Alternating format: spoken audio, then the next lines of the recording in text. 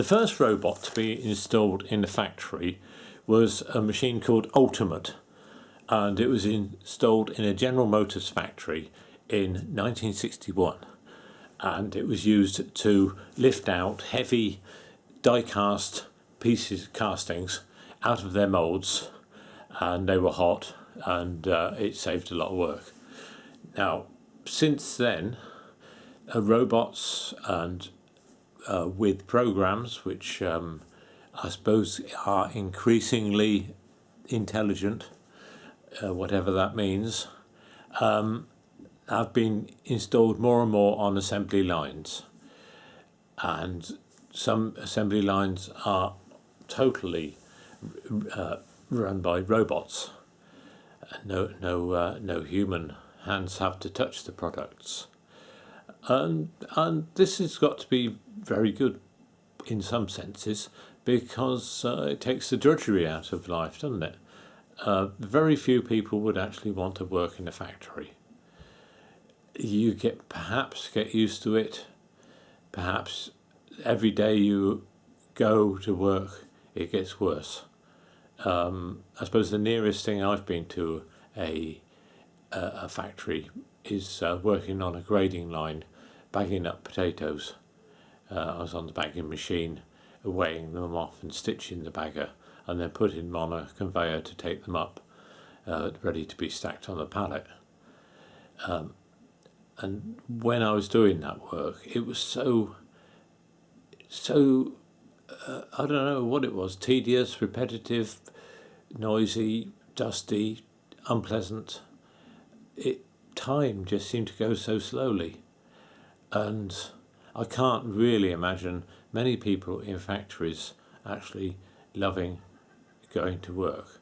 Okay, if you can listen to the radio, listen to your own headphones, your own music, perhaps have a good bit of banter with your factory workers, across the line, because the line is quiet.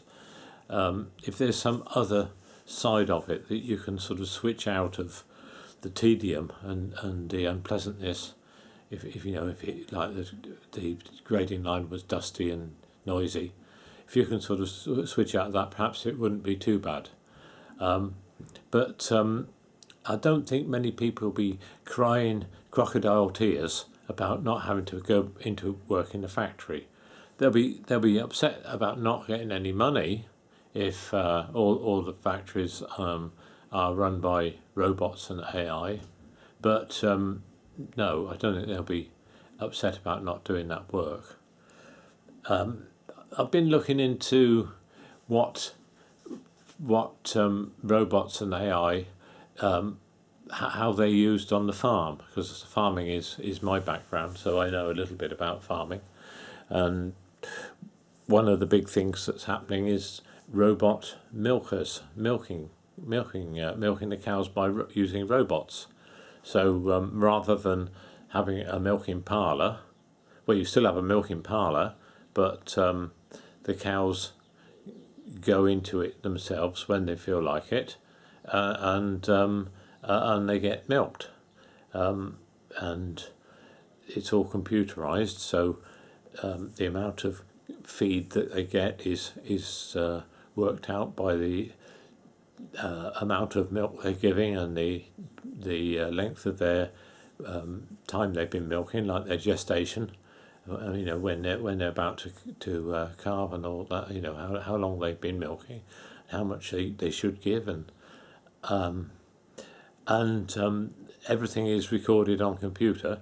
So now the work of the farmer is to see which cows perhaps haven't been in to be milked when they should have been in, and then as the cows get more and more trained, there's less and less of those, and check up to see whether they're all right, and perhaps encourage them to go in and be milked, and look after the overall health of the herd.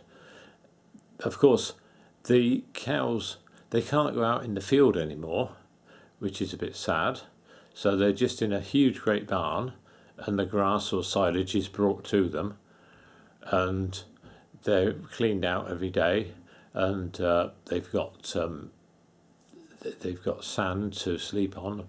They're in little cubicles where they can go in and lay on a bed of clean sand with their bums sticking out, so the muck all goes into the passage, and then the passage can be scraped up and taken away. Sometimes they have like brushes, a rotating brush, so the cows can actually have a little rub on the brush and can make their coats nice. So sometimes they have little things like that for entertainment for the cows, but generally the cows don't seem to need entertainment. They're just quite happy with their fellow cows and pecking order, and they seem quite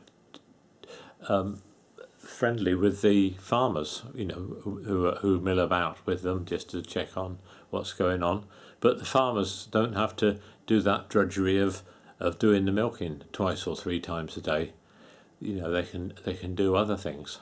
So it seems quite a good way of going on, and there's no end to the amount of cows that can be looked after in that way. The size of the farm isn't dependent upon the capacity of the farmer to milk the cows or get somebody else to milk the cows. So it could be good.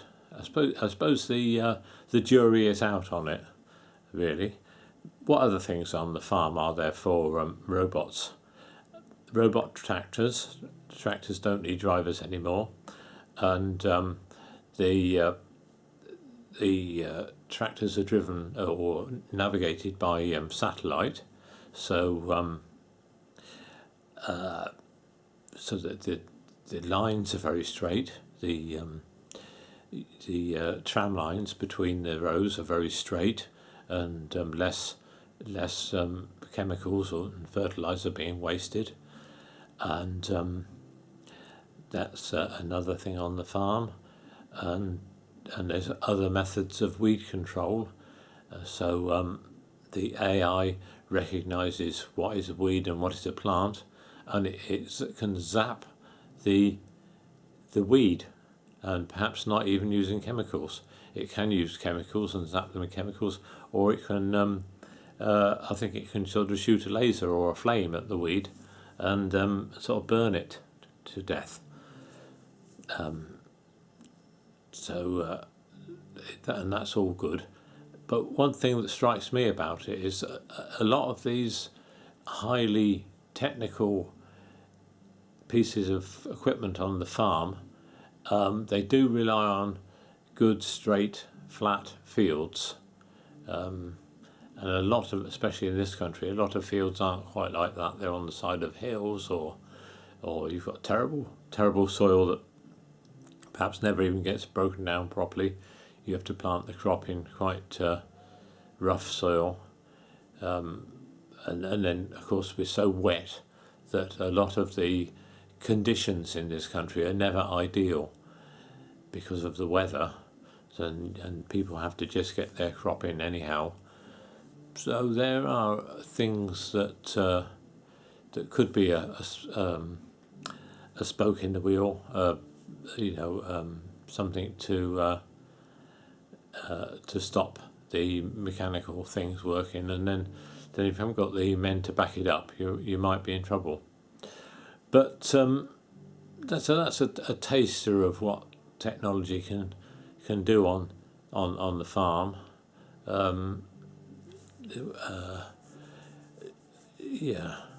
But so what I've talked about so far is robots which aren't humanoid robots. But now what's coming in is a lot of people are making these humanoid robots which have legs and can do all the things that humans can do. Now, one of the reasons why humanoid robots are needed is because if they're going to do what humans do, they need to be able to go places where humans go. So a good place for humanoid robots is like in the fire services, where they have to go into buildings upstairs in smoke and all that. And of course, the robots don't need to breathe. I dare say they could be made fairly fire resistant and chemical resistant. And so that's a big plus. And I dare say there's a lot of other applications like that. But in general, I get the feeling that humanoid robots are going to be pretty useless. Around the house, I think they're just going to get in the way, really. But where they are going to be useful is as a companion to people. People will be able to talk to them and sit by them and dress them and hold conversation with them. So the mechanical robots in the factory and the humanoid robots more in the home, I think. And of course, another way that there is all the self-driving cars coming in as well, which is another matter, which is another thing about AI. And I mean, the car is a robot on wheels, and that's certainly going to disrupt everything. And there'll be self-driving lorries, self-driving buses. I mean, they're already here, so it's all good food for thought.